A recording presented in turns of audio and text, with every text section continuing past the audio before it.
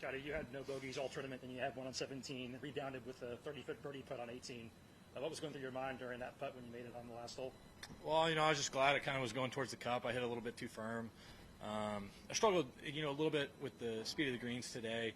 It's tough when the wind gets blowing that hard. You know, like 18, I'm putting downhill, but straight into the wind, and depending on what kind of gust I get, it's going to move that ball around the green a lot. And so that one I was just trying to make sure I got it to the hole, because putting downhill when the greens kind of get iffy late in the day is very tough. And so it's much easier when you're on the other side of the hole putting up. And, you know, fortunately that one hit the bottom of the cup. How big of a boost mentally was chipping on 10? You had some pretty close calls on a few holes afterwards, obviously on 11, and then I think it was 14. You had a pretty good look too. Yeah. I mean, I was playing good golf.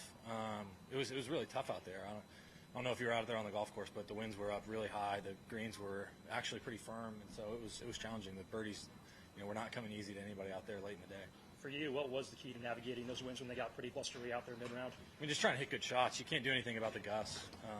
Just kind of what happens. You just got to be committed to what you're doing, and hopefully if I hit enough good shots, you know, I'll be able to get a few good breaks and some bad ones as well, and just kind of ride things out.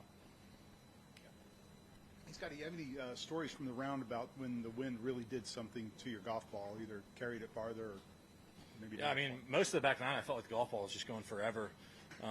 You know, I hit it past the pin on 12, past the pin on 13, then 14 was one where it was a similar angle to where I had on 12, and the numbers worked out great to where I was like, oh, I can just hit the same shot, it'll be really good here.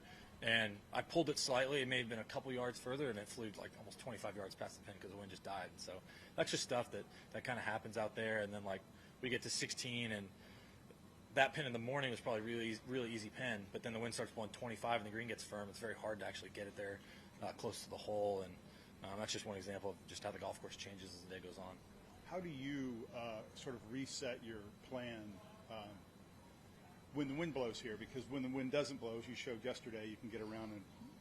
Yeah, I mean, I think this is a golf course you have to be pretty careful around. It's very challenging, and when you get things going in the right direction, you can really score, but the same goes when things go in the wrong direction. So just trying to stay in the moment and hit good quality shots.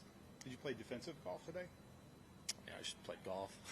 You know, I just trying to hit good shots and just kind of work your way around the golf course. Right, thanks. Yeah. Real quick, you said it's good to be in command of the golf tournament. Do you have a different mindset when you're playing in the lead than when you're trailing going into the final round? I would say the only time I would ever really change strategy is if I'm maybe one down or something like that going into 18. I have to make a birdie. My strategy around the golf course won't really change too much throughout the day. I'm just, you know, trying to shoot the lowest score possible. Thanks, y'all. Appreciate it.